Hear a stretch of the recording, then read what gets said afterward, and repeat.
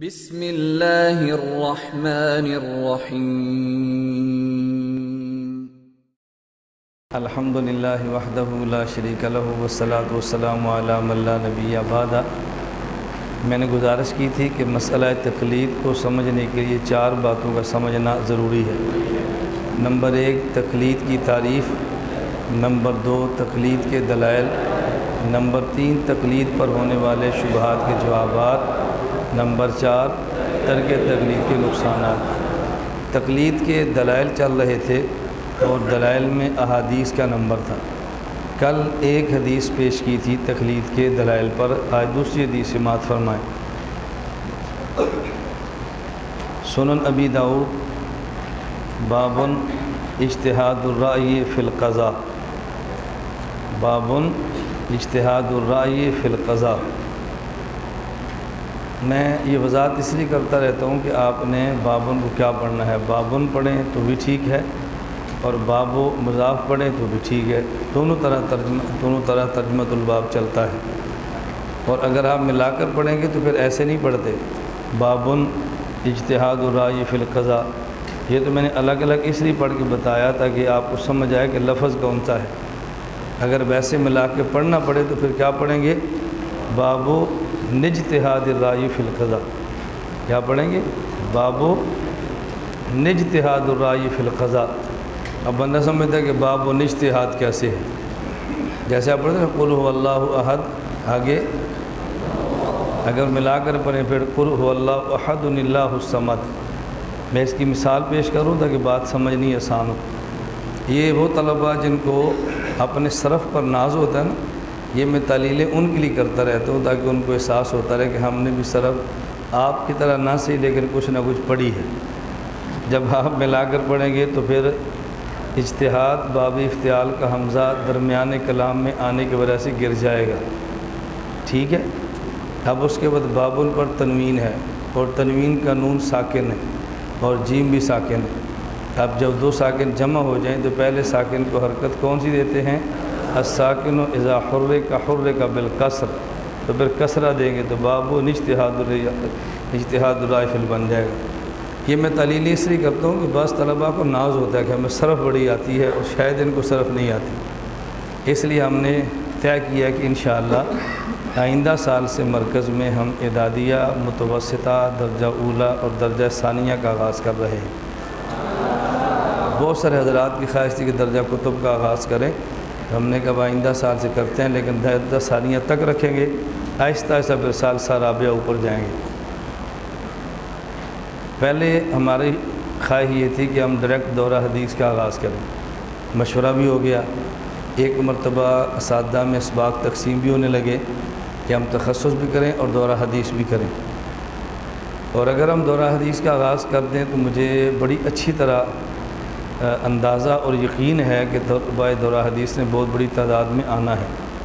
ہمارے یہاں بعض پاکستان میں ایسے مدارس ہیں جو مشکات تک ہیں اور انہوں نے از خود مجھے یہ بات کی اگر آپ دورہ حدیث شروع کریں تو ہم مشکات کے بعد اپنے ادارے کے سارے طلباء دورہ حدیث کے لیے آپ کو دیں گے۔ اس کے باوجود بھی ہم نے دورہ حدیث شروع نہیں کیا۔ عام آدمی کو بڑا تعجب ہوتا ہے کیوں شروع نہیں کرتے۔ میں نے آپ سے کئی بار کہا نا، جو ہمارے قریب نہیں آتا اس کو ہمارے مزاج سمجھ نہیں آتے۔ نہ کرنے کی بنیادی وجہ کہ ہم مدارس سے لڑائی اور اختلاف نہیں پیدا کرنا چاہتے۔ تخصص شروع کریں تو مدارس سے اختلاف نہیں ہوتا، کیوں؟ اس لیے کہ دورہ حدیث کے بعد طالب علم آزاد ہوتا ہے، تخصص فی الافتاء کرے، تخصص فی الحدیث کرے، تخصص فی تحقیق کرے، اس کے بعد کئی تخصصات کا میدان ہوتے ہیں اور مدرسے والوں کے لیے مسئلہ نہیں بنتا۔ لیکن اگر ایک مدرسے میں مشکات اور موقوف علیہ کے درجے میں 10 طلباء ہوں، ان میں سے 2 طلباء آئندہ سال دورہ حدیث ان کے پاس کرنے کے بجائے ہمارے پاس آ جائیں، آئندہ جب ہم اس مدرسے میں جائیں گے تو ان مدرسے والوں کا دل ہمارے بارے میں تھوڑا سا تنگ ہوگا، کیوں؟ یہ ہمارے دورے کے لڑکے کھینچتے ہیں، ہمارا دورہ خراب کرتے ہیں۔ تو ہم سمجھتے ہیں کہ دورے کا آغاز کرنے سے بعض مدارس سے ہمارا پھڈا پڑ سکتا ہے، ہم نے صرف اس بنیاد پہ دورہ حدیث شروع نہیں کی، اللہ گواہ ہے، اور کوئی وجہ نہیں، صرف یہ بنیاد ہے۔ اب بتائیں کتنی ہم رعایت کرتے ہیں کہ مدارس میں اختلاف کی ہماری ترتیب پیدا نہ ہو، اس کے باوجود بھی بہت سے لوگ ہمارے بارے میں سمجھتے ہیں کہ ان کا مزاج مدارس سے ہم آہنگی کا نہیں ہے، حالانکہ حاشا وکلا ہمارے دماغ میں ایسی کوئی بات نہیں ہے۔ بہرحال آئندہ سال انشاءاللہ اعدادیہ یہ متوسطہ درجہ اولا اور درجہ ثانیہ تک ہم داخلہ رکھیں گے۔ اس میں آپ کے عزیز اور طلباء تعلق والے آنا چاہیں تو آپ ان کو بڑے شوق سے بھجوائیں، لیکن یہ ذہن میں رکھیں کہ ہمارا سبق انشاءاللہ یہ 16 شوال کو شروع ہو جاتا ہے، خواہ اس میں جمعہ ہو، خواہ اتوار ہو، خواہ پیر ہو۔ 10 سے 15 ہمارے داخلے ہوتے ہیں اور 16 کو سبق شروع ہو جاتا ہے، تو جس طالب علم کو بھیجیں تو اس کا اہتمام کریں وہ 16 سے پہلے یہاں پر پہنچ جائے۔ 15 کی شام کو داخلہ ہم بند کرتے ہیں اور 16 کو سبق ہم اپنا شروع کرا دیتے ہیں۔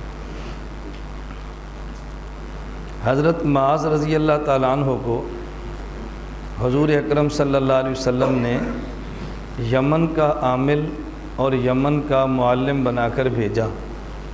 عامل سے مراد ہے گورنر اور معلم سے مراد ہے استاذ۔ حضرت معاذ کو بھیجا کہ آپ جا کر مسائل کی تعلیم بھی دے اور وہاں جا کر آپ قضاء اور فیصلے بھی کریں۔ حضرت معاذ رضی اللہ تعالیٰ عنہ جب جانے لگے، یا یوں سمجھیں کہ حضور اکرم صلی اللہ علیہ وسلم ان کو بھیجنے لگے، تو نبی کریم صلی اللہ علیہ وسلم نے حضرت معاذ سے کچھ سوالات فرمائے۔ ان سوالات کا مطلب یہ تھا کہ میں جس بندے کا انتخاب کر کے بھجوا رہا ہوں انتخاب پہ پورا اترتا بھی ہے یا نہیں، اور جس مقصد کے لیے بھیج رہا ہوں وہ مقصد اس کے ذریعے میرا پورا ہوتا ہے یا نہیں۔ اس کے لیے اللہ کے نبی صلی اللہ علیہ وسلم نے سوالات فرمائے شرح صدر کے لیے۔ حضرت معاذ رضی اللہ تعالیٰ عنہ سے نبی کریم صلی اللہ علیہ وسلم نے پوچھا کیف تقضی اذا عرض لک قضاء، اے معاذ جب تمہارے پاس کوئی فیصلہ آئے، تمہارے پاس کوئی قضیہ آئے، کوئی کیس آ جائے تو آپ اس کا فیصلہ کیسے کریں گے؟ حضرت معاذ رضی اللہ عنہ نے عرض کیا اقضی بکتاب اللہ، میں قرآن کریم کے ذریعے اس کا فیصلہ کر دوں گا۔ نبی کریم صلی اللہ علیہ وسلم نے پوچھا فَإِن لَمْ تَجِدْ فِي کتاب اللہ، اگر قرآن کریم میں اس کیس کا فیصلہ تمہیں نہ ملے، اس کا حکم نہ ملے، پھر کیا کرو گے؟ انہوں نے کہا یا رسول اللہ اگر مجھے قرآن کریم میں نہ مل سکا فَبِسُنَّتِ رسول اللہ، تو میں آپ کی مبارک سنت کے ذریعے فیصلہ کروں گا۔ رسول اللہ صلی اللہ علیہ وسلم نے پھر پوچھا فَإِن لَمْ تَجِدْ فِي سُنَّتِ رسول اللہ وَلَا فِي کتاب اللہ، اگر اس کیس کا فیصلہ تمہیں صاف صاف قرآن کریم میں بھی نہ ملے اور میری سنت میں بھی نہ ملے تو پھر فیصلہ کیسے کرو گے؟ حضرت معاذ نے عرض کیا اجتہد برائیی، جب صحابی نبی کے مقابلے میں آئے تو پھر یہ نہیں کہتے حضرت معاذ نے فرمایا، پھر کہتے حضرت معاذ نے عرض کیا۔ میں اس لیے وضاحت کر رہا ہوں کہ چونکہ میں ترجمے بار بار یہ لفظ کہہ رہا ہوں، اور جب آپ بھی ترجمہ کریں تو ان لفظوں کا خیال کیا کریں۔ ہمارے ہاں بہت سارے حضرات ایسے ہیں کہ الفاظ یاد ہوتے ہیں اور ہر جگہ بھی اسی الفاظ کو فرماتے رہتے ہیں۔ ہمارے ساتھی آپ میرے پاس کب تشریف لائیں گے یہ کہہ دیں گے، اور کبھی خود کہتے ہیں میں آپ کے پاس تشریف لاؤں گا تو میں یہ کھاؤں گا۔ بھئی تو تشریف لائے گا یا تو حاضر ہوگا؟ تو بڑے کو یہ نہیں کہتے جب میں آپ کے پاس تشریف لاؤں گا۔ اچھا اسی طرح بعض لوگوں نے بیٹے کے بارے میں صاحبزادہ سنا ہوتا ہے، اپنا بیٹا ہو تو پھر بھی کہتے ہیں یہ ہمارا صاحبزادہ ہے۔ اپنے بیٹے کو اپنی زبان سے صاحبزادہ تھوڑے ہی کہتے ہیں۔ اگر کوئی کہہ دے ہمارے استاذوں کا صاحبزادہ ہے تو بات ٹھیک ہے، اور استاذ خود ہی کہتا رہے میرا صاحبزادہ ہے تو اس نے تو کل کو صاحبزادہ بننا ہے نا، پھر بعد میں خراب ہو جائے تو کہتے میرا بیٹا بگڑ گیا۔ جب آپ نے بچپن کے زمانے سے اپنی زبان سے خود صاحبزادہ کہا ہے، اب تو بگڑنا اس کا حق بنتا ہے نا، اس لیے کہ بگاڑنے میں آپ کا پورا دخل ہے۔ اس لیے اپنی اولاد کے بارے میں صاحبزادہ گان کے لفاظ کی بجائے یہ کہا کرو یہ میرا بیٹا ہے، یہ میری اولاد ہے، اس طرح کے لفظ کہا کرو۔ کہ بہت سارے حضرات ایسے الفاظ استعمال کرتے ہیں۔ میرے ساتھ میرا ڈرائیور ایک تھا، یہ ابھی جو ہے ان سے پہلے تو عالم نہیں تھا، سادہ تھا، ماشاءاللہ اچھا تھا۔ تو ایک جگہ ہم کھڑے ہوئے، راستہ پوچھنا تھا، تو مجھے راستہ پوچھنا تھا تو ایک ریڈی والے سے کہنے لگا حضرت ہم نے فلاں جگہ جانا، یہ جگہ کس طرف ہے؟ تو میں نے کہا مجھے گولی مار دو۔ میں نے مذاق میں کہا نا مجھے گولی مار دو۔ کہتا ساجی کی آخ دیو؟ میں کہا میں بھی حضرت ہے، یہ بھی حضرت ہے، تو مینوں نال تیرے بہن دے فائدہ کی ہے؟ میں خوش تھا تو مجھے اب حضرت کہتا ہے، شاید مجھے بڑا آدمی سمجھتا ہے، مجھے اب پتہ چلا کہ تیرے یہاں ریڑھی والا بھی حضرت اور میں بھی حضرت ہوں۔ تیرے یہاں حضرت سے مراد وہ قابل احترام بندہ نہیں ہے، تیرے یہاں حضرت سے مراد ہر وہ بندہ جو تیرے سامنے ہتھے چڑھ جائے وہ حضرت ہی ہے، تو نے اس کو حضرت بنا کے چھوڑنا ہے۔ اب میرا مقصد اس کو تنبیہ کرنا تھا کہ ہر بندے کے لیے ایسا لفظ استعمال نہیں کرتے۔ آپ اپنے استاد کو حضرت صاحب کہتے ہیں، شیخ کو حضرت صاحب کہتے ہیں، عالم کو کہتے ہیں، تو دکاندار کو بھائی جان کے حضرت صاحب کیوں کہتے ہیں؟ بھائی جان کے ہیں، کوئی اور عزت والا لفظ استعمال کرے نا۔ میں خیر سمجھا ہی رہا تھا کہ اس کو ترجمے سمجھا کریں، جب صحابی کے مقابلے میں ہمارا نام آئے تو پھر کہیں گے ہم نے عرض کیا ہے اور صحابی کے بارے میں صحابی نے فرمایا ہے، اور جب صحابی نبی کے مقابلے میں آ جائے اب صحابی کے بارے میں کیونکہ نے عرض کیا اور حضور پاک صلی اللہ علیہ وسلم نے فرمایا۔ حضرت معاذ نے عرض کیا یا رسول اللہ اجتہد برائیی، میں اپنی رائے سے اجتہاد کروں گا، ولا آلو، اور میں اس اجتہاد کرنے کے اندر کوئی کمی نہیں کروں گا، اپنا پورا زور لگا دوں گا۔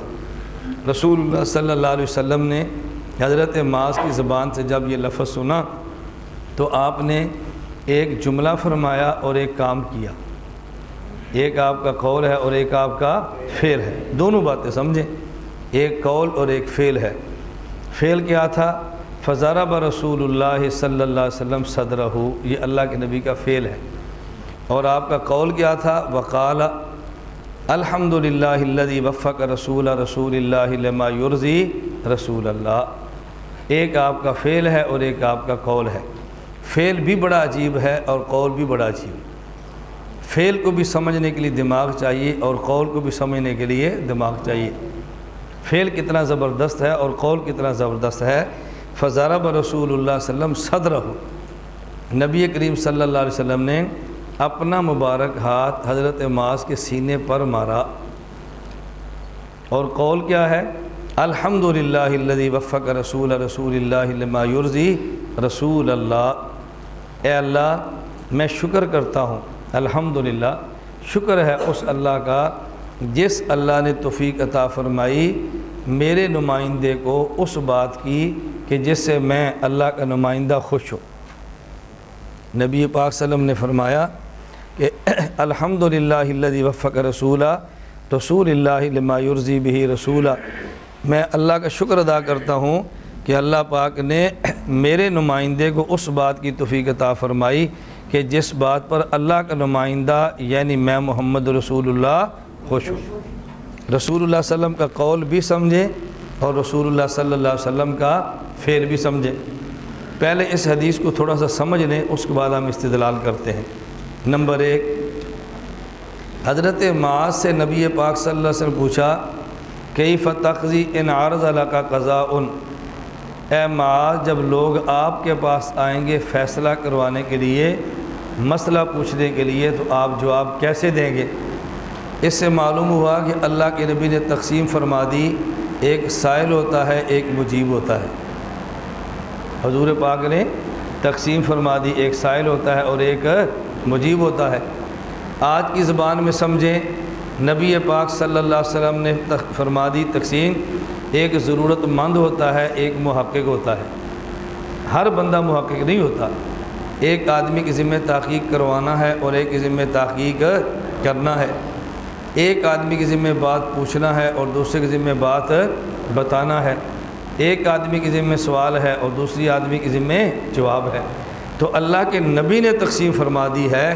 اب اگر کوئی بندہ یہ دعویٰ کرے کہ تحقیق ہر بندے کا حق ہے اور محقق ہر بندہ ہوتا ہے، یہ اتنا بڑا محقق ہے جس نے حضور کی تحقیق کو قبول کرنے سے انکار کر دیا ہے۔ رسول اللہ صلی اللہ علیہ وسلم کی تحقیق یہ ہے کہ ہر بندہ محقق نہیں ہوتا، ایک سائل ہوتا ہے اور ایک مجیب ہوتا ہے، ایک نے بات پوچھنی ہے اور ایک نے بات بتانی ہے۔ صاف پتہ چل رہا ہے۔ ہمارا بھی یہی موقف ہے کہ ایک سائل ہوگا ایک مجیب ہوگا، ایک مسئلہ پوچھے گا دوسرا مسئلہ بتائے گا۔ ایک بات تو یہ سمجھ آ گئی۔ نمبر 2، حضرت معاذ رضی اللہ تعالی عنہ نے مجیب، محقق اور جواب دینے والے کے لیے ترتیب بتائی ہے کہ جو بندہ جواب دے اس کی ترتیب یہ ہے، نمبر 1 وہ کتاب اللہ کو دیکھے، نمبر 2 سنت رسول اللہ کا دیکھے، اور نمبر 3 اجتہاد کرے۔ معلوم ہوا کہ دلائل کی ترتیب یہ ہے کہ پہلا نمبر قرآن کا ہے، اور دوسرا نمبر سنت کا ہے، اور تیسرا نمبر اجتہاد کا ہے۔ یہ دلائل کی ترتیب ہے، پہلا نمبر قرآن کا، دوسرا نمبر سنت کا، اور تیسرا نمبر اجتہاد کا۔ یہ ترتیب بتائی ہے نبی کریم صلی اللہ علیہ وسلم نے۔ حضور پاک نے کیوں فرمائی ہے؟ حضرت معاذ نے جواب دیا، حضور نے تصدیق فرما دی، تو معلوم ہو یہ ترتیب حضرت معاذ کی نہیں بلکہ یہ ترتیب خود رسول اللہ صلی اللہ علیہ وسلم کی ہے۔ 2 باتیں سمجھ آ گئی۔ نمبر 3، حضرت معاذ رضی اللہ تعالیٰ عنہ نے جب یہ ترتیب فرمائی کہ پہلا نمبر کتاب اللہ کا، دوسرا سنت کا، تیسرا اجتہاد کا، حضرت معاذ نے اجتہاد والی دلیل کے ساتھ ایک لفظ استعمال کیا ہے، اگر یہ لفظ سمجھ آ جائے تو کئی شکوک ختم ہو جاتے ہیں۔ فرمایا اجتہد برأیی، اجتہد، صرف اجتہد نہیں فرمایا بلکہ اجتہد برأیی فرمایا۔ معلوم ہوا مجتہد ہوتا ہی وہ ہے جو صاحب الرائے ہو، جو صاحب الرائے نہ ہو مجتہد ہو سکتا ہی نہیں ہے۔ اللہ کرے بات آپ کو سمجھ آ گئی ہو۔ امام اعظم ابو حنیفہ پر اعتراض یہ ہے، غیر مقلدین کہتے ہیں کہ لوگ ابو حنیفہ کو صاحب الرائے کہتے ہیں، ہم کہتے ہیں جب وہ مجتہد ہے تو اس کا صاحب الرائے ہونا ضروری ہے، جو صاحب الرائے نہ ہو وہ مجتہد ہو سکتا ہی نہیں ہے، کیونکہ حضرت معاذ نے کہا اجتہد برأیی، تو اللہ کے نبی خوش ہو گئے کہ میرا معاذ صاحب رائے ہے۔ مجتہد ہوگا وہ جو صاحب رائے ہو، جو صاحب رائے نہیں مجتہد ہوگا کیسے؟ امام ابو حنیفہ کا امت کے فقہا اور محدثین کو صاحب الرائے کہنا اس بات کی دلیل ہے کہ امام حنیفہ کو مجتہد مانتے ہیں۔ تو امام صاحب کے بارے میں صاحب الرائے کا لفظ آنا یہ امام صاحب کے نقص کی دلیل ہے یا کمال کی دلیل ہے؟ وہ غیر مقلد کہتے ہیں امام صاحب کے نقص کی دلیل ہے، کیوں؟ وہ صاحب الرائے تھے۔ صاحب الرائے کا معنی کہ اس کے پاس قرآن بھی ہے، اس کے پاس سنت بھی ہے، اور ان دونوں کے بعد اس کے پاس اپنی رائے بھی ہے۔ حضرت معاذ کے پاس کتاب اللہ کا علم بھی ہے، سنت رسول کا علم بھی ہے، اور ساتھ ان کی اپنی رائے بھی ہے۔ تو اجتہد برأیی، یہ برأیی کا لفظ بتا رہا ہے کہ مجتہد وہی ہوتا ہے جو صاحب الرائے ہو، جو صاحب الرائے نہ مجتہد ہو سکتا ہی نہیں ہے۔ تو امام صاحب کا صاحب الرائے ہونا یہ امام صاحب کی قوت کی دلیل ہے، امام صاحب کے ذوق کی دلیل نہیں ہے۔ بات سمجھ آ گئی ہے؟ میں یہاں پہ ایک جملہ کہہ دیتا ہوں، تفصیل پھر کسی موقع پر، یہ مستقل ایک مضمون ہے جو بڑا تفصیل طلب ہے، صرف آپ متن ذہن میں رکھ لیں۔ متن ذہن میں رکھیں، نبی معصوم ہے، صحابی محفوظ ہے، اور مجتہد معجور ہے۔ نبی معصوم ہے، صحابی محفوظ ہے، اور مجتہد معجور ہے۔ نبی معصوم ہے یعنی اللہ نبی سے گناہ ہونے دیتے نہیں۔ صحابی محفوظ ہے، صحابی سے گناہ ہو جاتا ہے، اللہ اس کے نام اعمال میں باقی رہنے دیتے نہیں۔ سمجھ آ رہی ہے؟ نبی معصوم ہے، اللہ نبی سے گناہ ہونے دیتے نہیں۔ صحابی محفوظ ہے، اس سے گناہ ہو جاتا ہے، اللہ اس کے نام اعمال میں باقی رہنے دیتے نہیں۔ اور مجتہد معجور ہے، معجور ہونے کے معنی اجتہادی مسئلے میں اس سے خطا ہو جاتی ہے، لیکن اس خطا پر بھی اللہ اس کو گناہ نہیں دیتے بلکہ اجر دیتے ہیں۔ اب جو بات میں نے سمجھانی ذرا وہ سننا، نبی معصوم ہے، صحابی محفوظ ہے، مجتہد معجور۔ اگر دو محفوظوں میں اختلاف ہو جائے تو دلیل میں معصوم کو پیش کرتے ہیں، اور اگر دو معجوروں میں اختلاف ہو جائے تو دلیل میں محفوظ کو پیش کرتے ہیں۔ یہ اللہ کرے آپ کو جملہ سمجھ آ جائے صحیح۔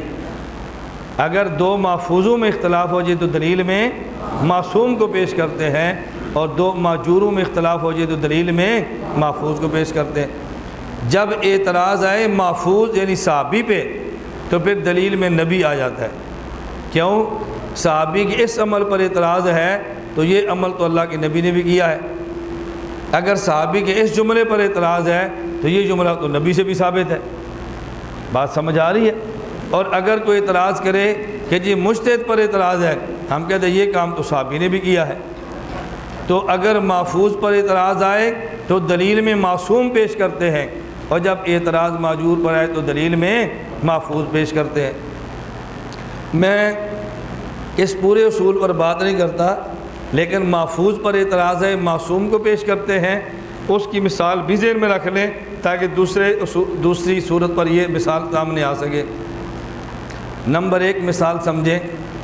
ایک شخص مجھ سے پوچھنے لگا کہ جب 2 بندے لڑیں تو ایک بندہ حق پر ہوتا ہے اور دوسرا باطل پر ہوتا ہے، یہ تو نہیں ہو سکتا کہ 2 بندے لڑیں اور دونوں حق پر ہوں، یہ تو نہیں ہو سکتا، ایک حق پر ہوگا اور ایک باطل پر ہوگا۔ میں نے کہا آپ ہم سے ہاں نہ کروائیں، آپ پورا سوال کر لیں، میں جواب پھر دوں گا، آپ پورا سوال کر لیں۔ اس نے کہا علی رضی اللہ تعالیٰ عنہ، معاویہ رضی اللہ تعالیٰ عنہ، یہ دونوں صحابی آپس میں لڑے ہیں، اور جب 2 بندے لڑ پڑے تو ایک حق پر ہے ایک باطل پر ہے، مجھے بتائیں حق پر کون ہے اور باطل پر کون ہے؟ میں نے کہا میں بتاتا ہوں کہ 2 بندے آپس میں لڑ پڑے ہیں اور دونوں حق پر ہیں اور دونوں جنتی ہیں، باطل پر ایک بھی نہیں ہے۔ اس نے کہا جی وہ کون تھے؟ نہ، میں نے کہا میں ایک سوال آپ سے کرتا ہوں، میں 2 بندے پیش کرتا ہوں، اب آپ نے جواب دینا حق پر کون ہے باطل پر کون ہے۔ حضرت موسیٰ علیہ السلام بھی نبی ہیں اور حضرت ہارون بھی نبی ہیں۔ موسیٰ علیہ السلام نے پوچھا جب اس قوم نے شرک کیا تھا تو ہارون تو نے کیوں نہیں روکا؟ تجھے روکنا چاہیے تھا۔ انہوں نے کہا میں نے اس لیے نہیں روکا کہ آپ طور پہ گئے تھے، اور اگر میں روکتا لڑائی ہو جاتی تو آپ نے کہنا تھا میں قوم کو لڑائی کے بغیر چھوڑ کر گیا، میرے آنے سے پہلے تو نے امت میں لڑائی پیدا کرا دی ہے۔ اب دیکھیں دونوں نبی دلیل دے رہے ہیں نا۔ حضرت موسیٰ علیہ السلام کو اتنا غصہ چڑھا، انہوں نے حضرت ہارون کی داڑھی بھی پکڑ لی اور ہارون کے سر کے بکر پہن کے کھینچنا شروع کر دیا، اور ہارون السلام عرض کر رہے ہیں یا ابن ام لا تاخذ بلحیتی ولا براسی انی خشیت ان تقول فرقت بینی۔ اب دیکھو میں نے کہا موسیٰ علیہ السلام اور ہارون میں تلخی بھی ہو گئی ہے اور ہاتھا پائی تک نوبت پہنچ گئی ہے، مجھے بتائیں حق پر کون ہے اور باطل پر کون ہے؟ اس نے کہا جی دونوں حق پر ہیں۔ میں نے کہا علی اور امیر معاویہ لڑے ہیں اور دونوں حق پر ہیں، اگر لڑائی میں ایک کا باطل پر ہونا ضروری ہے تو مجھے بتاؤ ان نبیوں میں سے باطل پر کون ہے؟ اس نے کہا یہ دونوں جنتی ہیں۔ میں نے کہا 2 نبیوں میں تلخی ہو جائے تو دونوں جنتی ہیں، تو 2 صحابہ میں تلخی ہو جائے تو وہ بھی دونوں جنتی ہیں۔ اب دیکھو اختلاف 2 محفوظ میں تھا نا، ہم نے دلیل میں کس کو پیش کیا؟ معصوم۔ میرے پاس اللہ کا شکر ہے اس پر پورا ذخیرہ ہے، میں صرف ایک آپ کو مثال دے رہا ہوں بات سمجھانے کے لیے۔ اور اگر معجور پر اعتراض ہو جائے تو پھر دلیل میں کسے پیش کرتے ہیں؟ محفوظ کو۔ اس پر مثالیں بہت ساری ہیں، مثلا جیسے کل بھی میں نے ایک بات کی تھی، اگر ایک بندہ کہہ دیتا ہے کہ جی امام ابو حنیفہ اور امام مالک رحمہم اللہ، اگر ان دونوں میں اختلاف ہو جائے تو ایک غلط اور ایک ٹھیک ہوگا، یہ دونوں ٹھیک کیسے ہو سکتے ہیں؟ ہم نے کہا ہم دلیل میں صحابی کو پیش کر دیتے ہیں۔ حضور اکرم صلی اللہ علیہ وسلم کے صحابہ غزوہ خندق کے بعد حکم آ گیا کہ ہتھیار اتارے نہیں بلکہ آگے بنو قریظہ پر حملہ کریں۔ نبی کریم صلی اللہ علیہ وسلم فرمایا لا یصلین احد العصر الا فی بنی قریظہ تھا، کہ تم میں سے کوئی آدمی بھی، تم میں سے ہر آدمی بنو قریظہ کے محلے میں جا کر نماز پڑھے، تم میں سے ہر آدمی بنو قریظہ کے محلے میں جا کر نماز پڑھے۔ یہ میں نے حصر کا ترجمہ کیا ہے، لا یصلین احد العصر الا فی بنی قریظہ تھا، آپ نے ترجمہ کرنا ہے تم میں سے کوئی ایک نماز نہ پڑھے مگر بنو قریظہ کے محلے میں۔ بات سمجھ آ رہی ہے؟ اب یہ ترجمہ آپ کو نہیں سمجھ آنا تو کالج کا لڑکا کیسے سمجھے گا؟ تو آپ ترجمہ وہ کریں نا جو عوام کو سمجھ آ جائے۔ ترجمہ حدیث کا کیا کریں گے؟ اللہ کے نبی صلی اللہ علیہ وسلم نے فرمایا کہ تم میں سے ہر آدمی بنو قریظہ کے محلے میں جا کے نماز پڑھے، جلدی چلو نماز وہاں پڑھنی ہے۔ راستے میں سورج غروب ہونے لگا، قریب وقت آ گیا اور ابھی عصر کی نماز باقی ہے۔ اب صحابہ کرام کی 2 ٹولیاں ہو گئی۔ ایک صحابی بازو نے کہا کہ اللہ کے نبی کی مراد یہ تھی اتنا جلدی جانا کہ عصر کی نماز وہاں جا کے پڑھنا، ہمیں چونکہ دیر ہو گئی ہے لہذا ہم عصر کی نماز راستے میں پڑھ لیتے ہیں، نماز قضا نہ ہو۔ حضور کی مراد یہ نہیں تھی کہ وہاں پڑھنا، حضور کی مراد یہ تھی کہ اتنا جلدی جانا کہ تم عصر تک وہاں پہنچ جاؤ، ہمیں دیر ہو گئی ہے، نماز تو خراب نہ کریں، نماز پڑھ لیں۔ اور دوسرا گروہ صحابہ کہنے لگا نہیں، اللہ کے نبی کی منشا ہی یہ تھی کہ تم نے بنو قریظہ کے محلے ہی میں نماز پڑھنی ہے، اب دیر ہو گئی ہے، ہم نماز قضا تو کر لیں گے لیکن راستے میں نہیں پڑھیں گے، کیونکہ حضور کا ارشاد یہ ہے کہ تم نے وہاں پڑھنا ہے۔ اب فرق کیا ہوا؟ بعض صحابہ نے الفاظ کے ظاہر کو دیکھا اور بعض نے الفاظ کی منشا کو دیکھا۔ بعض صحابہ نے الفاظ کے ظاہر کو دیکھا اور بعض نے منشا کو دیکھا، تو بعضوں نے نماز پڑھ لی اور بعضوں نے وہاں جا کے قضا پڑھی۔ رسول اللہ صلی اللہ علیہ وسلم کو پتہ چلا فلم یعنف واحدا منہم، اللہ کے نبی نے کسی ایک پر بھی تنقید نہیں فرمائی، بلکہ فرمایا جن رستے پڑھی وہ بھی ٹھیک ہے اور جن نے وہاں جا کر پڑھی وہ بھی ٹھیک ہے۔ اب دیکھو ہم پوچھیں گے ان میں سے ٹھیک صحابہ کون سے ہیں اور غلط کون سے ہیں؟ آپ نے کہا دونوں ٹھیک ہیں۔ اجتہادی مسئلے پہ ایک رائے امام ابو حنیفہ کی ہو اور ایک رائے امام مالک کی ہو تو ہم کہتے ہیں دونوں ٹھیک ہیں۔ تو جب اعتراض معجور پر ہو تو پھر دلیل میں محفوظ کو پیش کرتے ہیں۔ میں آپ اس کی مثال کو سمجھے، اعتراض امام ابو حنیفہ پر ہے کہ یہ صاحب الرائے ہے۔ یہ کون ہے صاحب الرائے؟ امام ابو حنیفہ معجور ہیں یا محفوظ ہیں؟ دلیل میں کون آئے گا؟ محفوظ آئے گا۔ یہ دلیل میں آ گیا اجتہد برائے، آ گیا نا دلیل میں اجتہد برائے۔ معجور پر اعتراض ہوا، یہ صاحب رائے ہے، صاحب قرآن نہیں ہے۔ صحابی کہتے ہیں اجتہد برائے، میں مجتہد ہوں، صاحب رائے ہوں۔ اللہ کے نبی خوش ہو گئے۔ معلوم ہوتا ہے کہ مجتہد کا صاحب رائے ہونا، اس کی تصدیق صحابی کی زبان سے ہے اور نبی کی تائید سے ہے۔ صحابی کی زبان سے ہے اور نبی پاک کی تائید سے ہے۔ بات سمجھ آ گئی ہے؟ آگے چلیں۔ دو باتیں میں نے کی ہیں، تین ہو گئی ہیں، تین ہو گئی۔ اب چوتھی سنیں، گنتے آپ نے باتیں جانی ہیں، سمجھاتا میں رہوں گا، چوتھی بات سمجھیں۔ حضور اکرم صلی اللہ علیہ وسلم نے پوچھا اے معاذ تم فیصلہ کیسے کرو گے؟ حضرت معاذ نے عرض کیا اقضی بکتاب اللہ، فرمایا فَإِن لَّمْ تَجِدْ، انہوں نے کہا بسنت رسول اللہ۔ ذرا لفظ سمجھنا، رسول اللہ صلی اللہ علیہ وسلم نے یہ نہیں فرمایا فَإِن لَّمْ يَكُنْ، بلکہ فرمایا فَإِن لَّمْ تَجِدْ۔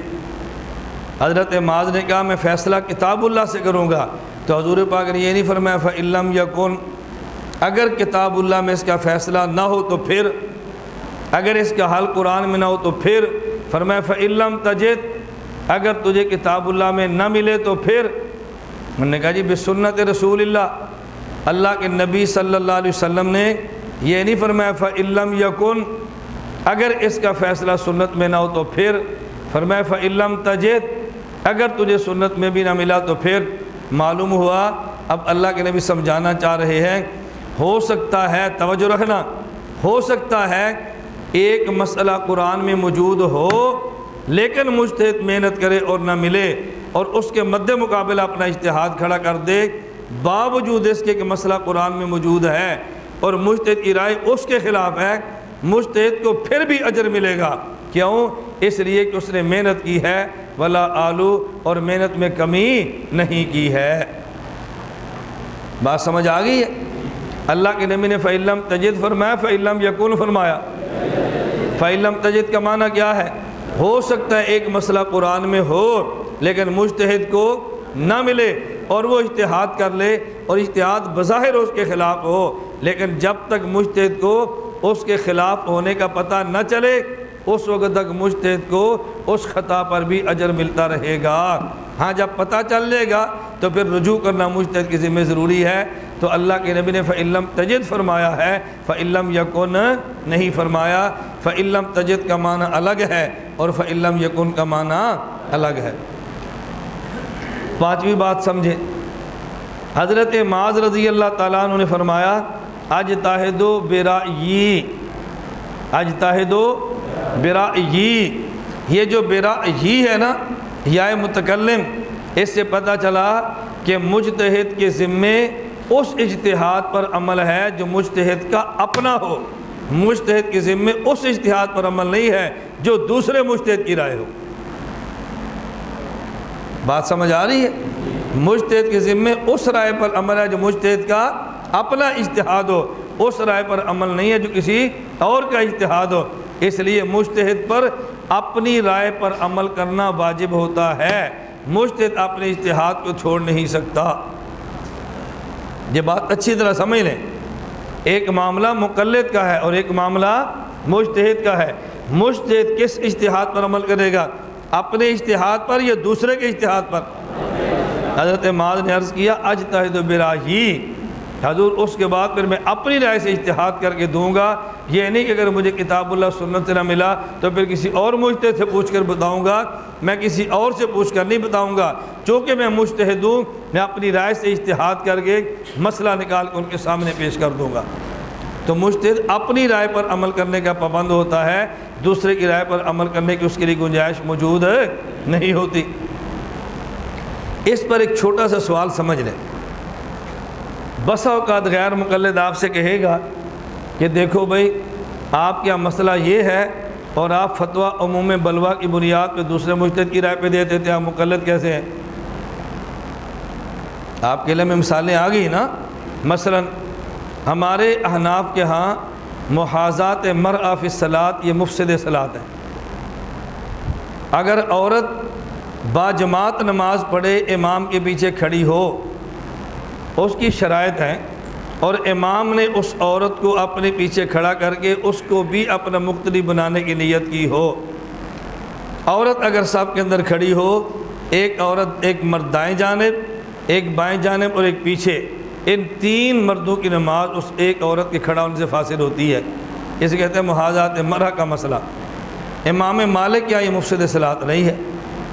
اچھا، اب احناف بھی کہتے ہیں کہ حرم میں کعبہ میں اگر عورت یوں کھڑی ہو جائے تو اس عورت کے کھڑا ہونے سے ان تین آدمی کی نماز فاسد نہیں ہوگی۔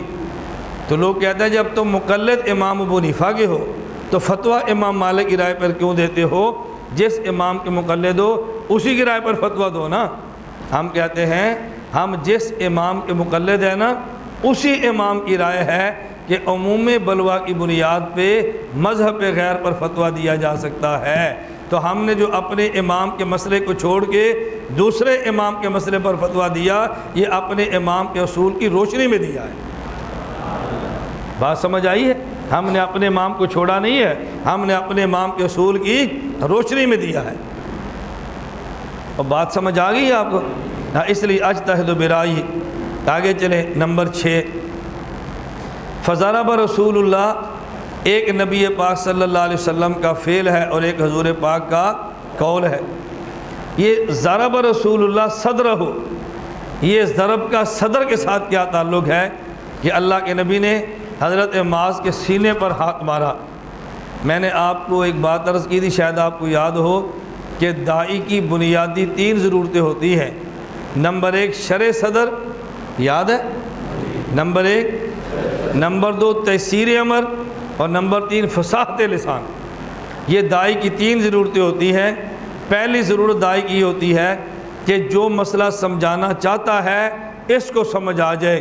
اس کو موسیٰ علیہ السلام نے اللہ سے یوں مانگا، اشرح لی صدری۔ نمبر 2 اپنی دعوت دوسروں تک پہنچانے کے لیے جو اسباب چاہیے اس کو سارے مل جائیں، اس کو موسیٰ علیہ السلام نے مانگا، یسر لی امری۔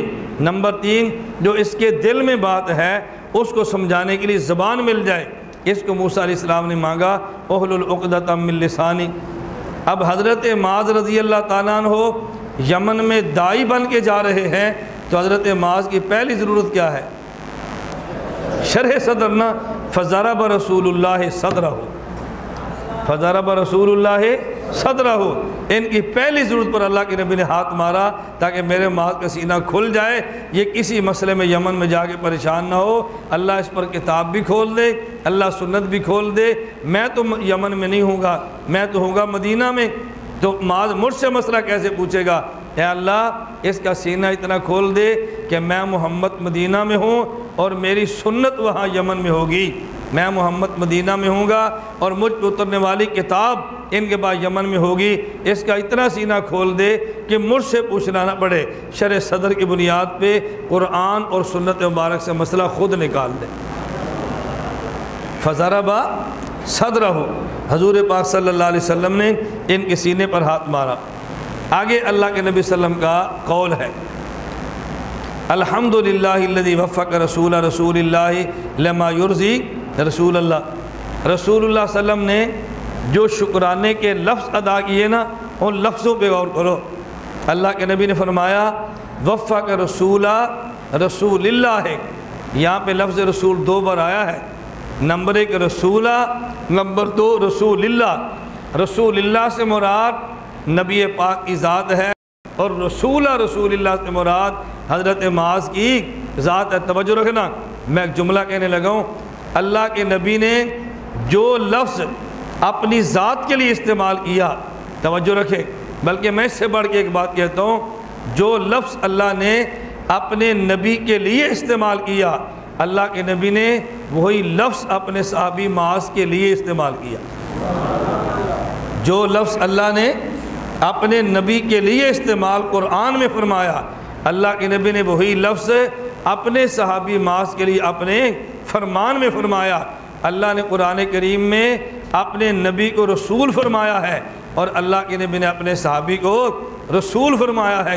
رسول اللہ ہے، اللہ نے اپنے نبی کو رسول خدا کہا ہے، اور اللہ کے نبی نے حضرت معاذ کو رسول مصطفیٰ کہا ہے۔ پتہ چلا کہ نبی رسول خدا ہوتا ہے اور صحابی رسول مصطفیٰ ہوتا ہے۔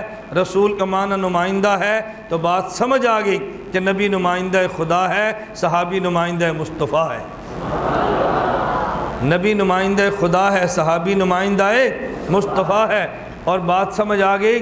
نمائندہ جس کو بنایا جائے، نمائندہ بنانے والا اپنے نمائندے کو اپنا پیغام بھی دیتا ہے، اور اگر پیغام پیچیدہ ہو تو پیغام سمجھا بھی دیتا ہے۔ اس کا مطلب کیا ہے؟ اللہ نے اپنے نبی کو قرآن دیا تو قرآن کا معنی بھی دیا ہے، نبی نے اپنے صحابہ کو حدیثیں دی ہیں تو حدیث کا معنی بھی دیا ہے۔ آج فتنے یہاں سے پیدا ہوتے ہیں کہ بعض لوگ کہتے ہیں ہم قرآن مدینے والے نبی سے لیں گے، معنی قادیان سے لیں گے۔ دوسرے نے کہا معنی لفظ مدینے والے نبی سے لیں گے اور معنی لاہور سے لیں گے، غلام محمد پرویز۔ اور تیسرے نے کہا ہم الفاظ قرآن مدینے والے نبی سے لیں گے اور معنی بمبئی سے لیں گے، ڈاکٹر ذاکر نائک۔ اور کسی نے کہا الفاظ قرآن مدینے والے نبی سے لیں گے اور معنی گجرات یا پنجپیر سے لیں گے۔ دیوبند والوں نے کہا لفظ قرآن بھی مدینے والے نبی سے لیں گے اور معنی بھی مدینے والے نبی سے لیں گے۔ کیوں؟ نبی نمائندہ خدا ہے نا، نبی نمائندہ خدا ہے۔ ہم نمائندے سے کلام خدا بھی لیتے ہیں اور کلام خدا کا معنی بھی انہی سے لیتے ہیں۔ اب فرقہ واریت نہیں ہوگی اور اختلافات ختم ہو جائیں گے۔ نمبر 2، ہم نے صحابہ کو نمائندہ مصطفیٰ مانا۔ آج پر لوگ پوچھتے ہیں اور جی غیر مقلدین میں تم میں کیا فرق ہے؟ میں سمجھانے کے لیے کہتا ہوں پہلے غیر مقلدین سے پوچھ لو۔ تو جی ان سے پوچھا ہے، وہ کہتے ہیں ہمارے پاس نبی ہیں اور ان کے پاس امام ہے، ہمارے پاس حدیث ہے، ان کے پاس فقہ ہے۔ نبی چاہیے تو ادھر آؤ، امام چاہیے تو ادھر جاؤ، حدیث چاہیے تو ادھر آؤ، فقہ چاہیے تو ادھر آؤ۔ میں نے کہا یہ جھوٹ بولتے ہیں۔ ہم کہتے ہیں ادھر بھی اللہ کے نبی ہیں، ادھر بھی اللہ کے نبی ہیں، ادھر بھی حدیث پیغمبر ہے، ادھر بھی حدیث پیغمبر ہے۔ اور جی پھر جھگڑا کیا ہے؟ ہم بھی کہتے ہیں حدیث کے الفاظ نبی پاک کا صحابی دیتا ہے، اور غیر مقلد بھی کہتا ہے کہ حدیث کے الفاظ نبی پاک کے صحابی دیتا ہے۔ جھگڑا یہاں سے شروع ہوتا ہے۔ ہم کہتے ہیں لفظ بھی صحابی دے گا تو معنی بھی صحابی دے گا، غیر مقلد کہتے ہیں لفظ صحابی دے گا اور معنی وہابی دے گا۔ لفظ صحابی دے گا، معنی وہابی۔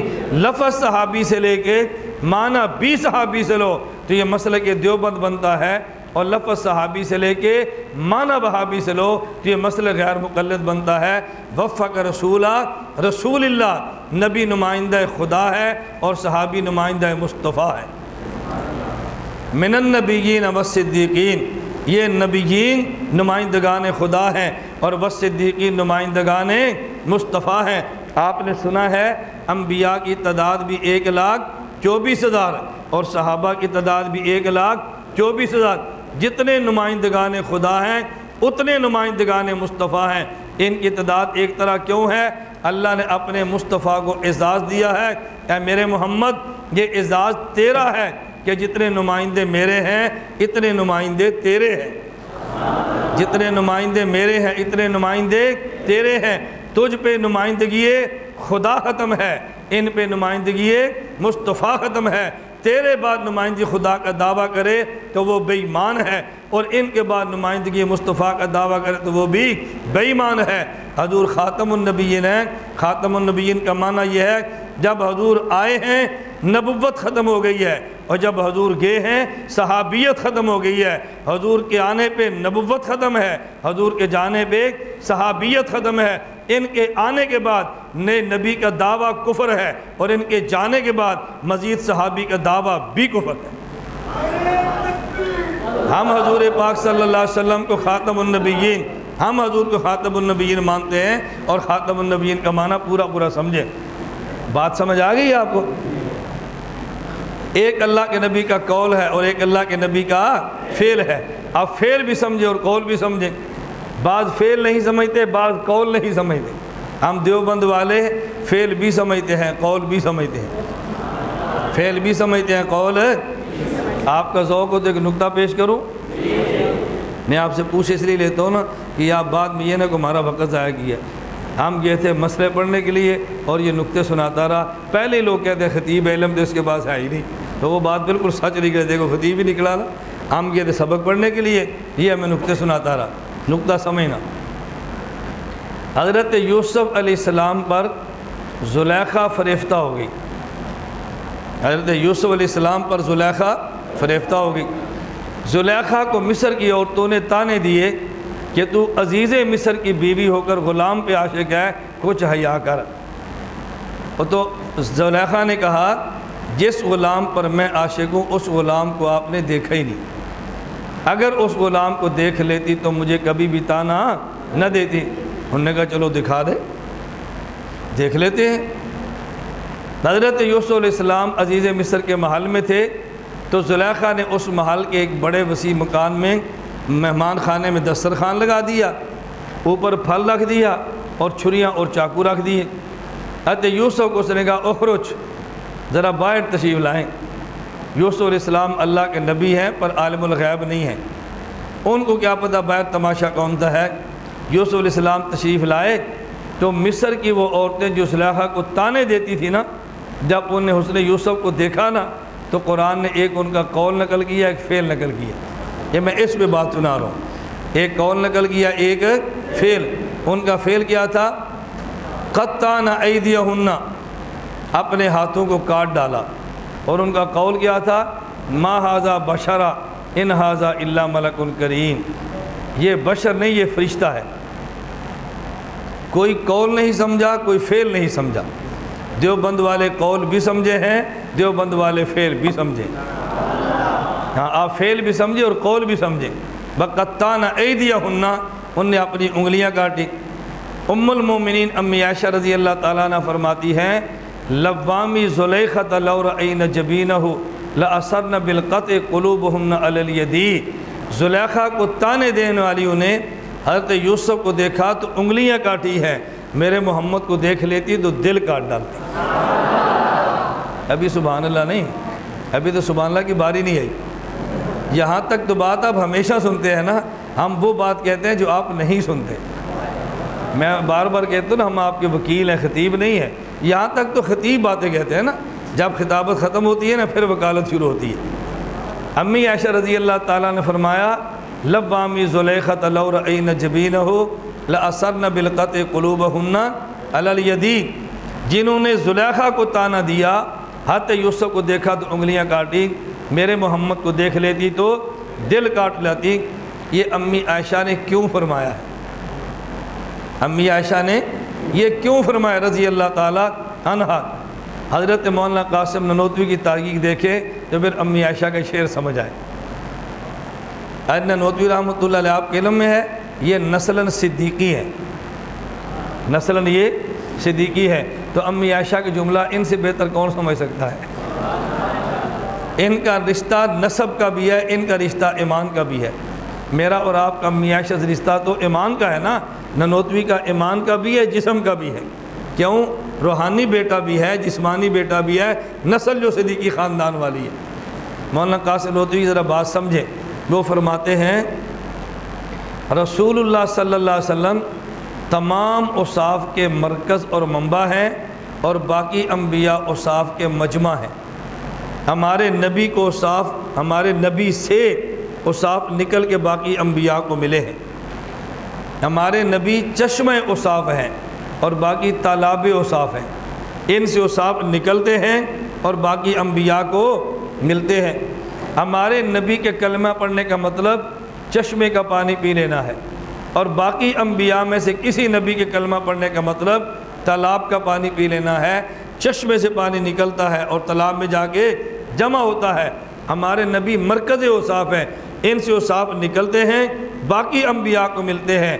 حسن بھی ایک وصف ہے جس کا مرکز ہمارے نبی ہیں اور جس کی شاخ حضرت یوسف ہے۔ جس کا مرکز ہمارے نبی ہیں اور جس کی شاخ حضرت یوسف ہے۔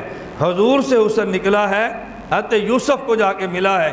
معلوم ہوا رسول اللہ مرکز حسن ہے اور حضرت یوسف شاخ حسن ہیں۔ اب اپنے جسم کو دیکھیں، اس میں دل بھی ہے اور اس میں ہاتھ بھی ہے۔ دل انسان کے جسم میں مرکز بدن ہے اور ہاتھ انسان کے دل میں شاخ بدن ہے۔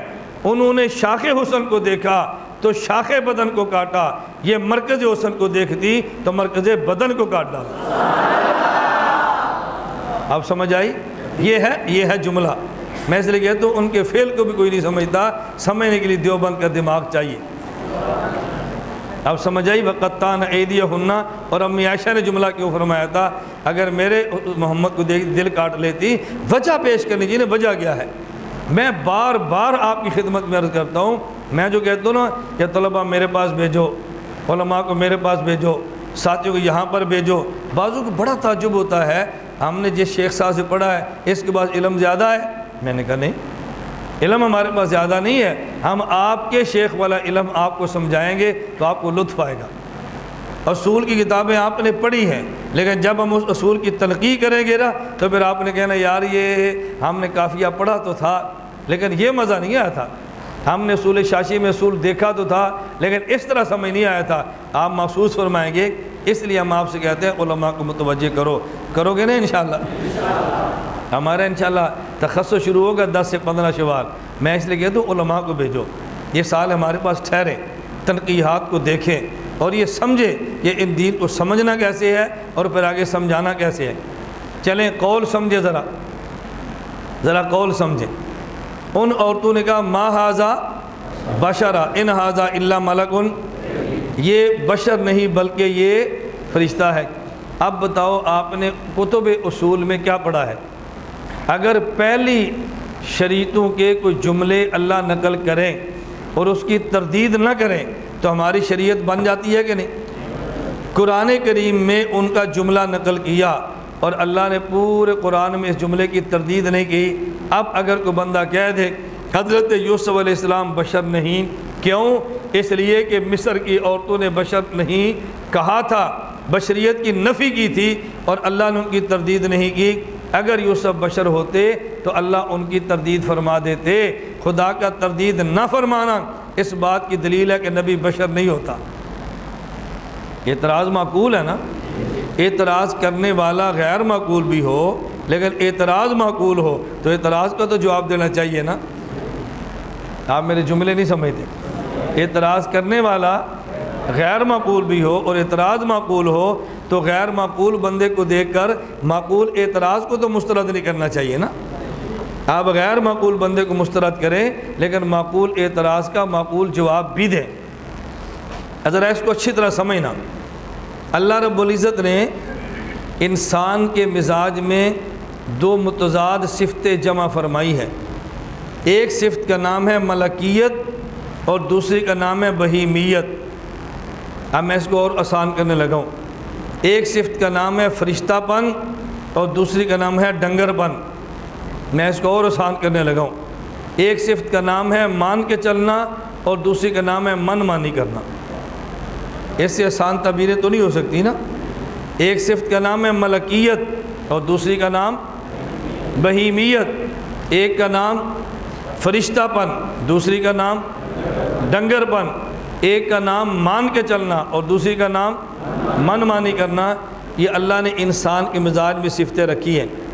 نقطہ سمجھ نظر آ، اور جب انسان کے صفت میں مزاج میں مان کے چلنا بھی رکھا ہے، اب اگر یہ من مانی کرے، توجہ رکھنا، اب اگر یہ من مانی کرے تو یہ کون ہے؟ ذرا اس کے مد مقابل دو مخلوق اور سمجھ لے، ایک مخلوق ہے فرشتہ اور ایک مخلوق ہے جانور۔ فرشتوں کے مزاج میں اللہ نے مان کے چلنا رکھا ہے، من مانی کرنا نہیں رکھا۔ لا یعصون اللہ ما امرہم ویفعلون ما یؤمرون، اور جانور کے مزاج میں اللہ نے من مانی کرنا رکھا ہے، مان کے چلنا نہیں رکھا۔ انسان کے مزاج میں دونوں رکھے ہیں، من مانی کرنا بھی اور مان کے چلنا بھی۔ فَأَلْهَمَهَا فُجُورَهَا وَتَقْوَاهَا، دیکھو دونوں وصفیں اللہ نے انسان کے مزاج میں رکھی ہیں۔ میں قرآن سے استدلال کر رہا ہوں، آپ یہ نہ کہنا کہ اس کی اپنی رائے ہے۔ اور جب انسان مان کے نہ چلے، من مانی کرے، اللہ فرماتے ہیں اولئک کالانعام، اولئک کالانعام، یہ جانور کی طرح ہے۔ کیوں؟ من مانی کرنا جانور کا کام تھا، تو جب اس نے من مانی کی ہے تو یہ کس کی طرح ہو گیا؟ جانور کی طرح ہو گیا۔ آگے فرمایا بل ہم اضل، جانور نہیں، جانور سے بھی بدتر ہے۔ یہ جانور سے بدتر کیوں فرمایا؟ اس کی وجہ کہ جانور میں مان کے چلنے کا بس تھا ہی نہیں، اس میں مان کے چلنے کا بس تھا اور پھر من مانی کی ہے، تو جانور سے بدتر ہو گیا نا۔ آپ نے سرگودا سے اسلام آباد جانا ہے اور آپ نے جانا ہے موٹر وے پر، ایک گاڑی اے سی جاتی ہے، ایک نان اے سی جاتی ہے۔ اے سی گاڑی کا کرایہ ہے مثال کے طور پہ 500 اور نان اے سی گاڑی کا ہے 300۔ اب اگر اے سی والی گاڑی پر بیٹھ گئے اور جون کا مہینہ تھا، 12 جون دورہ ختم ہو گیا، آپ نے اے سی والی گاڑی پہ ٹکٹ کرا لی، جب یہ موٹر وے پہ چڑھی تو اس کے اے سی نے کام کرنا چھوڑ دیا۔ اب کچھ غریب طالب علم ہیں جو نان اے سی پہ 300 والا ٹکٹ لیا، اور کچھ مالدار تھے کہ جو اے سی والے گاڑی پہ 500 روپے کا ٹکٹ لے کر بیٹھ گئے۔ جب اے سی خراب ہو گیا تو دونوں ایک طرح ہو گئی نا، نہ دونوں ایک طرح نہیں ہوئی۔ اب پتہ ہے آپ نے کیا کہنا ہے؟ آپ نے کہنا ہے ہماری گاڑی نان اے سی سے بھی بدتر ہے، ہماری گاڑی نان اے سی سے بدتر ہے۔ کیوں؟ اس میں اے سی تھا نہیں اس لیے کام نہیں کرتا، اور اس میں اے سی تھا اور پھر بھی کام نہیں کرتا۔ اگر اے سی ہو اور پھر کام نہ کرے، یہ اس گاڑی سے بدتر ہے کہ جس میں اے سی نہ ہو اور پھر کام نہ کرے۔ اللہ فرماتے ہیں اولئک کالانعام، اس نے من مانی کی ہے تو جانور کی طرح ہو گیا ہے، اور اس کے مزاج میں مان کے چلنا بھی تھا اور پھر من مانی کی ہے تو یہ جانور سے بھی بدتر ہو گیا ہے۔ بل ہم اضل، یہ بات سمجھ آ گئی ہے؟ اب ذرا اس آیت کی طرف آئیں۔ ما ھذا بشرا، حضرت یوسف علیہ السلام جوان ہیں، خوبصورت بھی ہیں، اور بادشاہ عزیز مصر کے محل میں رہتے ہیں۔ آدمی جوان ہو اور گناہ کے سارے اسباب موجود ہو اور پھر بھی من مانی نہ کرے تو یہ انسان کا کام، جانور کا کام نہیں، انسان کا کام نہیں بلکہ فرشتوں کا کام ہے۔ تو ان عورتوں نے کہا ما ھذا بشرا، ما ھذا بشرا کا معنی یہ نہیں یہ بشر نہیں ہے، یہ وہ بشر نہیں جو من مانی کرے۔ ما ھذا بشرا، یہ وہ بشر نہیں جو من مانی، تو بشریت کی نفی نہیں ہے بلکہ بشریت کے ضمن میں وصف بہیمیت کی نفی ہے۔ یہ وہ بشر نہیں جو من مانی کرے، یہ وہ بشر ہے ان ھذا الا ملک کریم، یہ من مانی کرنے والا نہیں بلکہ مان کے چلنے والا ہے۔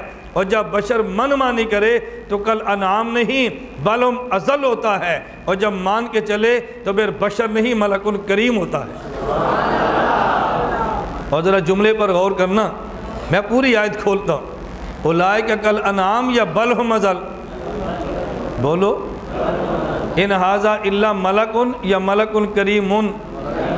ایک ہے ملک اور ایک ہے ملک کریم، توجہ رکھنا، ایک ہے ملک اور ایک ہے ملک کریم۔ اگر نہ ماننے کا وصف، نہ اگر مان ہی کے چلنے کا وصف ہو، کسی میں نہ ماننے کا وصف ہو ہی نہ، من مانی کا وصف ہو ہی نہ، اور پھر من مانی نہ کرے تو یہ ملک کن ہے، اور اگر من مانی کا وصف ہو اور پھر بھی من مانی نہ کرے تو یہ ملک نہیں، ملک کریم ہے۔ آپ سمجھ آ گئی؟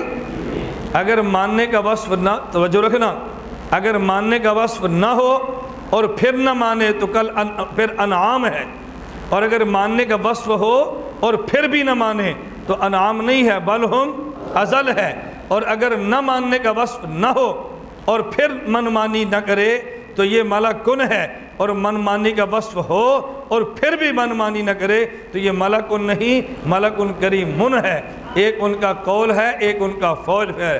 اللہ کے نبی کا ایک قول ہے، ایک اللہ کے نبی کا فعل ہے۔ کسی قول کو بریلوی نہیں سمجھا، کسی قول کو غیر مقلد نہیں سمجھا، وہ بدبخت نہیں سمجھے تو نبی کی بشریت کی نفی کر دی ہے، اور یہ نہیں سمجھے تو مجتہد کے اجتہاد کا انکار کر دیا ہے۔ دیوبند والے وہ قول بھی سمجھے ہیں، یہ قول بھی سمجھے ہیں، نبی کو بشر بھی مانتے ہیں لیکن فرشتوں سے اعلیٰ مانتے ہیں، مجتہد کو مجتہد بھی مانتے ہیں لیکن نبوت سے کم درجے کا مانتے ہیں۔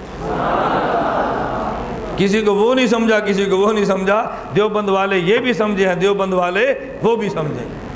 میں ایک بات بڑی وضاحت سے بار بار کہتا ہوں کہ ہم مسلک دیوبند کو سمجھے نہیں یا مسلک دیوبند کو سمجھا نہیں سکے۔ خدا گواہ ہے، آپ مسلک دیوبند کو سمجھے پھر آپ دنیا میں بیان کریں تو آپ دیکھنا قوم ٹوٹتی کیسے اس مسلک کے اوپر۔ جب ہمیں سمجھانا ہی نہیں آتا تو پھر لوگ اس مسئلے کو قبول کریں گے کیسے؟ اس لیے آپ سمجھیں بھی اور سمجھائیں بھی۔ اب میں پھر بار بار کہتا ہوں، اب بتاؤ ان تنقیحات کی ضرورت ہے یا نہیں؟ بولو، بولتے نہیں، زور سے بولو۔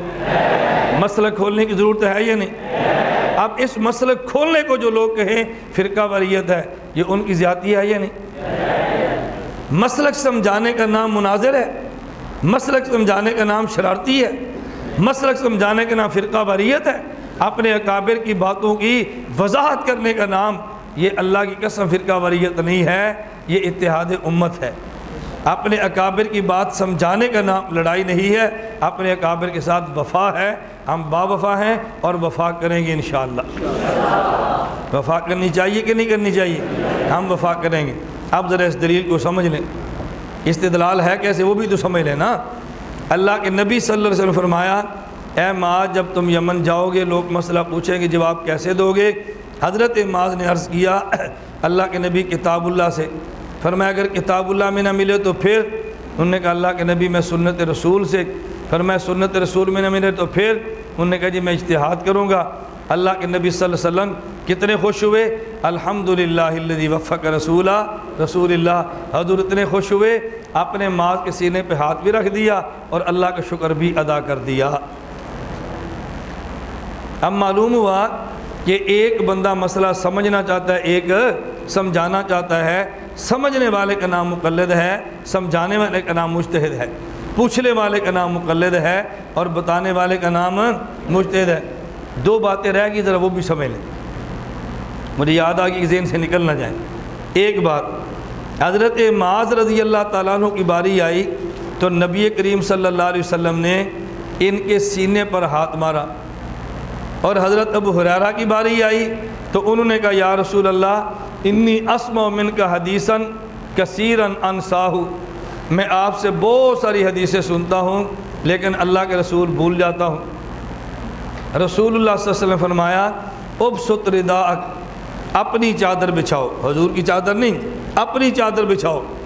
حضرت ابو ہریرہ نے اپنی چادر بچھا دی، فبسطتہ، میں نے چادر کو بچھا دیا، فغرف بیدیہ، نبی پاک صلی اللہ علیہ وسلم یوں ایسے چلو بھر بھر کے ڈالتے تھے، یوں چلو بھر بھر کے ڈال رہے، اللہ ہو، دیکھنے والے کو کوئی چیز نظر نہیں آ رہی لیکن اللہ کے نبی بھر بھر کے ڈال رہے ہیں، اللہ کے نبی بھر بھر کے ڈال رہے ہیں۔ یہ چلو حضرت ابو ہریرہ کی چادر میں ڈالتے رہے۔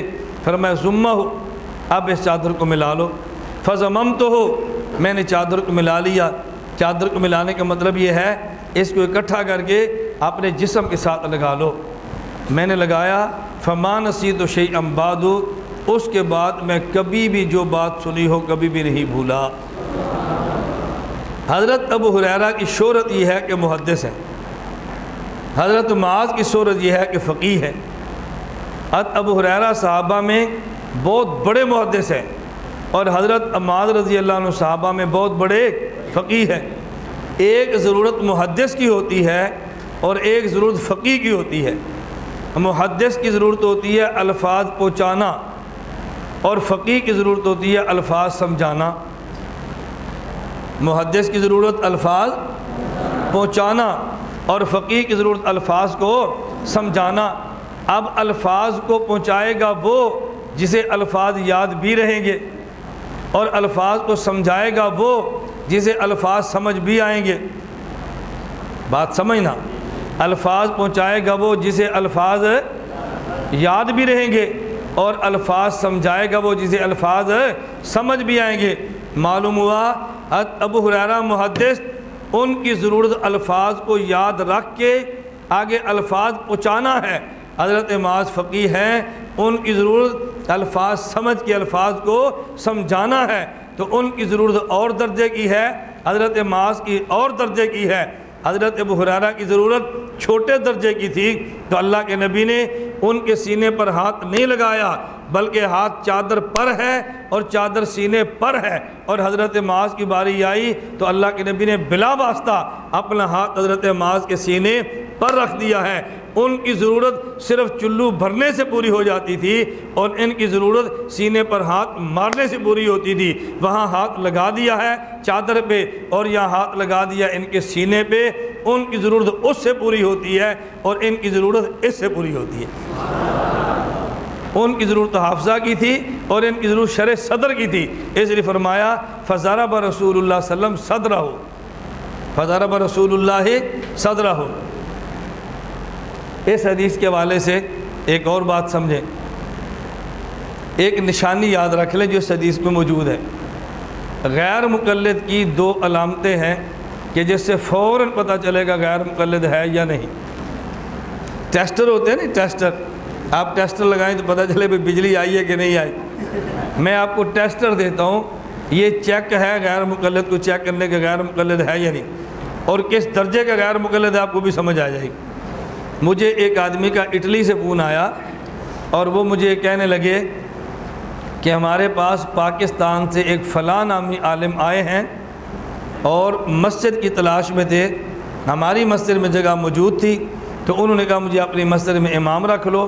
تو ہم نے چیک کیا تو ہمیں پتہ چلا مماتی تھا، ہم نے اس کو اپنی مسجد میں امام نہیں رکھا۔ میں نے کہا آپ نے بہت اچھا کیا ہے۔ اس نے کہا نہیں، ہم آپ کو یہ کارگزاری نہیں سنا رہے کہ بہت اچھا کیا ہے، ہم آپ کو کارگزاری یہ سنا رہے ہیں کہ ہمیں پتہ کیسے چلا کہ وہ مماتی ہے۔ ہم اصل میں یہ بتانا چاہتے ہیں۔ میں نے کہا بتاؤ۔ انہوں نے کہا ہمارے پاس اٹلی میں ایک ٹیسٹر ہے، ہم وہ لگاتے ہیں تو بندے کا پتہ چل جاتا ہے مماتی ہے یا نہیں۔ میں نے کہا وہ ٹیسٹر کون سا ہے؟ اس نے کہا جی مولانا محمد الیاس گھمن۔ میں نے کہا وہ کیسے؟ میں تو پاکستان میں ہوں، سرگودا، میں اٹلی نہیں ہوں۔ اس نے کہا ہم نے چیک کرنا ہونا، ہم آپ کی تعریف کرتے ہیں، اس کا چہرہ بتا دیتا ہے کہ بندہ ہمارا ہے یا نہیں ہے۔ وہ آیا ہمارے پاس مسجد کی امامت کے لیے، تو ہم نے آپ کا تذکرہ شروع کر دیا کہ مولانا الیاس گھمن صاحب کے مدرسے میں ہم آئے تھے، وہ سال میں ایک بار یہاں آتے، جب پاکستان آئیں مجھے اسپیشل ملنے کے لیے آتے ہیں۔ تو انہوں نے کہا ہم ان کے مدرسے میں گئے تھے، بڑا کام ہو رہا ہے، مولانا صاحب بہت اچھا کام فرما رہے ہیں۔ کہتے ہیں ہم چہرہ دیکھتے رہے تو ہمیں سمجھ آ گیا کہ بتیاں جل رہی ہے اور بجھ رہی ہے، ہمیں محسوس ہو گیا بھی نہیں یہ بندہ ہماری امامت کے قابل نہیں۔ چیسٹر ہے نا۔ ابھی مفتی طیب صاحب دامت برکاتہ میرے استاد ہیں، محترم جامعہ اسلامیہ امدادیہ تشریف لائے تھے، آپ نے بیان بھی سنا تھا۔ تو ایک جگہ ہے پسرور میں ایک مدرسہ ہے، مجھے استاد جی نے فون فرمایا کہ وہ آپ کی تاریخ لینا چاہتے ہیں، ان کو تاریخ دے دو۔ میں نے کہا استاد جی آپ سے قبل مجھ سے رابطہ انہوں نے کیا ہے، لیکن جو دن انہوں نے رکھے ہیں وہ دن میرے لیے دینا بہت مشکل ہے، اگر آپ کا حکم ہے تو میں چلا جاتا ہوں، اور اگر آپ ویسے مشورے کے طور پہ فرما رہے ہیں تو میرے لیے ذرا مشکل ہے کہ میرے پاس یہ تاریخیں نہیں ہیں۔ استاد جی فرمان لگے میں حکم نہیں دے رہا، آپ ایسا کریں ابھی جلسے پر نہیں تو پھر کسی وقت آپ وہاں گزرتے یا مستقل جا کے ان کے مدرسے میں درس قرآن دے دیں۔ میری منشا صرف اتنی ہے کہ وہ بچے ہیں تو ہمارے، لیکن انہوں نے چونکہ مماتیوں کے پاس پڑھا ہے، اس تعلق کی وجہ سے مماتی استاد وہاں آتے رہتے ہیں۔ اگر آپ کا ایک درس قرآن ہو گیا تو آئندہ وہ نہیں آئیں گے، اس لیے میں کہتا ہوں کہ ایک درس آپ وہاں پہ دے دیں تاکہ ان کا آنا جانا بند ہو جائے۔ اور آپ کسی بھی اپنی مسجد و مدرسے کو صاف کروانا چاہتے ہیں، آپ میرا بیان نہ رکھیں، صرف گزرتے وہاں پہ چائے رکھ دیں، انشاءاللہ آئندہ آپ کی مسجد میں نہیں آئے گی۔ یہ یقین فرمائیں میں مذاق نہیں کر رہا، یہ میں مذاق نہیں کر رہا، لطیفہ نہیں سنا رہا، آپ کو انسانے کے لیے نہیں کہہ رہا، آپ آزما کے دیکھ لیں، آپ آزما کر دیکھ لیں، جہاں میں جاؤں گا وہ آنے کے لیے تیار نہیں ہوں گے۔ مجھے کوئی ساتھی کہہ رہے ہیں جی میرا رحیم یار خان میں ایک سنجرا کی جگہ جلسہ تھا کہ انہوں نے صدارت ایسے عالم کی رکھ دی کہ جن کی شہرت یہ ہے کہ مماتی ہے، مجھے نہیں پتہ مماتی ہے یا نہیں، شہرت یہ ہے۔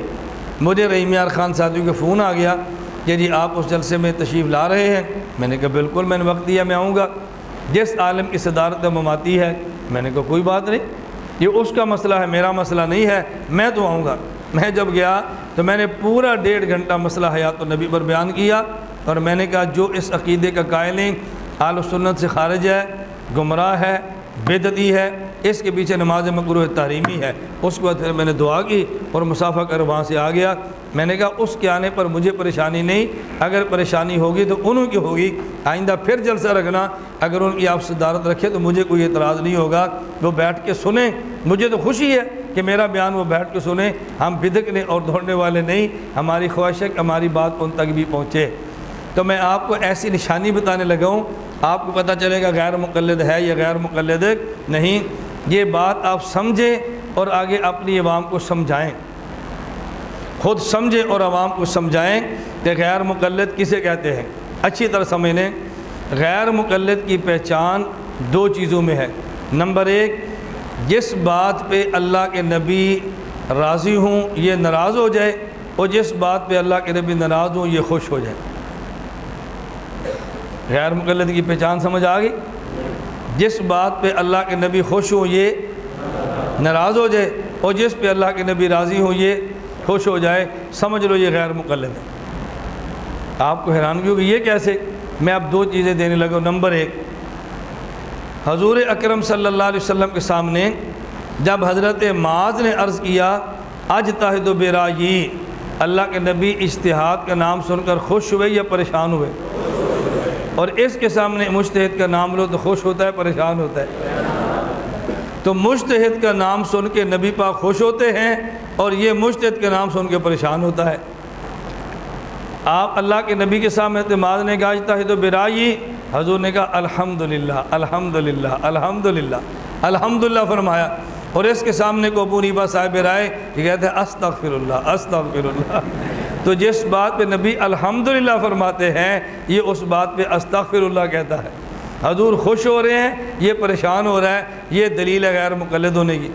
نمبر 2، حضور اکرم صلی اللہ علیہ وسلم کی خدمت میں ایک شخص آیا اور اس نے کہا جی میں نے اپنی بیوی کو 3 طلاق دی ہے، یا اللہ کے نبی کی اطلاع ملی کہ فلاں نے 3 طلاق دی ہے، قام غضبان، رسول اللہ صلی اللہ علیہ وسلم تشریف فرما دے اور آپ غصے کی حالت میں کھڑے ہو گئے، قام غضبان، اور فرمایا ایلعب بکتاب اللہ وانا بین اظہرکم، میں تمہارے درمیان موجود ہوں اور تم کتاب اللہ سے کھیلتے ہو۔ اگر ایک بندے نے 3 طلاق اکٹھی دی ہیں تو اللہ کے نبی بیٹھے تھے، ناراض ہو کر کھڑے ہو گئے، اور غیر مقلد مولوی کھڑا ہو اور اس کو جا کر بتاؤ بیوی کو 3 طلاق دی ہے، یہ خوش ہو کر بیٹھ جائے گا، آؤ چائے پی لو۔ یہ کہ جا رہا ہوگا پھر بھی بیٹھ جائے گا کہ تو نے بہت اچھا کام کیا ہے، تو نے بہت اچھا کام کیا ہے۔ تو طلاق کے لفظ پہ یا شیطان خوش ہوتا ہے یا غیر مقلد خوش ہوتے ہیں۔ یہ میں مذاق نہیں کر رہا، آپ کتب حدیث کا مطالعہ فرما لیں کہ شیطان سب سے زیادہ خوش اس بات پہ ہوتا ہے جب کوئی شتونگڑا آ کر کہے کہ میں نے فلاں خامد اور بیوی میں جدائی کرا دی ہے، تو شیطان خوش ہوتا ہے کہ کام تو نے کیا ہے۔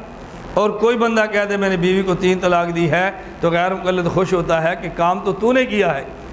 تو اجتہاد کی بات سن کے خوش ہونا یہ اللہ کے نبی کی سنت ہے، اور اجتہاد کی بات کو سن کے پریشان ہونا یہ غیر مقلد کا طریقہ ہے۔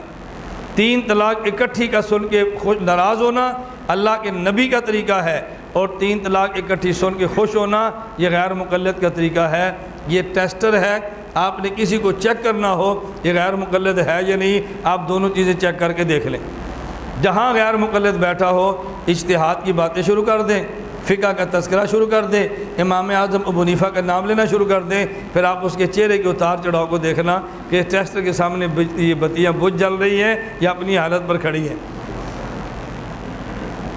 آپ بیٹھے ہو، کسی سے کہنا بھئی تو کہہ دے، ویسے کسی سے کہنا بھئی فلاں بندے نے 3 طلاق دے دی ہے، کہ مولانا صاحب بتائیں اس کا حل کیا ہے؟ یہ کھڑا ہو کر کہے گا اللہ بھی فرمائے 3 طلاق 3 ہے، نبی فرمائے 3 طلاق 3 ہے، صحابہ فرمائے 3 طلاق 3 ہے، ائمہ اربعہ فرمائے 3 طلاق 3 ہے، تو پتر گھبرانا نہیں، میں حیوان تینوں ایک آکھنا تو کیوں گھبرانا ہے؟ یہ خوش ہوگا ایک بندہ پھنس گیا ہے۔ تو 2 علامتیں ذہن میں آ گئی۔ غیر مقلد کی پہچان 2 چیزیں ہیں۔ نمبر 1، جس بات پہ اللہ کے نبی خوش ہوں یہ ناراض ہو جاتا ہے، اور جس بات پہ اللہ کے نبی ناراض ہوں یہ خوش ہو جاتا ہے۔ حضرت معاذ نے اجتہد برائے کہہ کے اجتہاد کی بات کی، اللہ کے نبی اتنے خوش ہوئے، اپنا ہاتھ ان کے سینے پر مارا اور الحمدللہ بھی کہا، اور آگے فرمایا لما یرضی رسول اللہ، لما یرضی رسول اللہ، اے اللہ میں اتنا خوش ہوں کہ میرے معاذ نے وہ بات کی ہے کہ جس سے میں نبی راضی ہو گیا ہوں۔ اور جب ایک نے 3 طلاق اکٹھے کی بات کی، اللہ کے نبی ناراض ہو گئے، اور یہ 3 طلاق اکٹھی سنے تو خوش ہو جاتا ہے۔ اس لیے میں ایک بات کہتا ہوں، غیر مقلدین کے کئی نام ہیں، غیر مقلدین کے کئی نام ہیں، اور ہر نام پہ گفتگو کر کے سمجھانے کی ضرورت ہے۔ میں انشاءاللہ ایک نام آج بتاؤں گا، اور ایک انشاءاللہ نام پھر بتاؤں گا، ایک پھر کبھی بتا دوں گا ان کا کون کون سا نام ہے اور کس کس نام کا معنی کیا ہے۔ ایک آج سن لیں، یاد رہا تو ایک پرسوں سن لیں، اور پھر یاد رہا ایک ترسوں سن لیں۔ مجھے نہ یاد رہا تو آپ بتا دینا، میں تینوں ناموں پہ تشریح کرتا رہوں گا۔ غیر مقلدین کا نام کیا ہے؟ طلاقیے، الاٹیے، پلاٹیے۔ کیا نام ہے؟ بولو نا، کیا نام ہے؟ زور سے کہو، کیا نام ہے؟ پڑھنے والے کو تھکنا چاہیے، پڑھانے والے کو تھکنا چاہیے؟ تھکے آپ ہوتے ہیں۔ تو غیر مقلد کا بندہ پوچھے نام کیا ہے، آپ نے کہنا ہے طلاقیہ، پلاٹیہ، الاٹیہ۔ اور کوئی غیر مقلد ہے تو آپ نے کہنا ہمارا طلاقیہ بھائی آ گیا ہے، دوبارہ نہیں آئے گا۔ بات سمجھ آ رہی؟ ایک ڈاکیہ ہوتا ہے نا، ایک طلاقیہ ہوتا ہے۔ طلاقیہ، پلاٹیہ، الاٹیہ اس کا نام ہے۔ آپ کو کہ جی کیا مطلب؟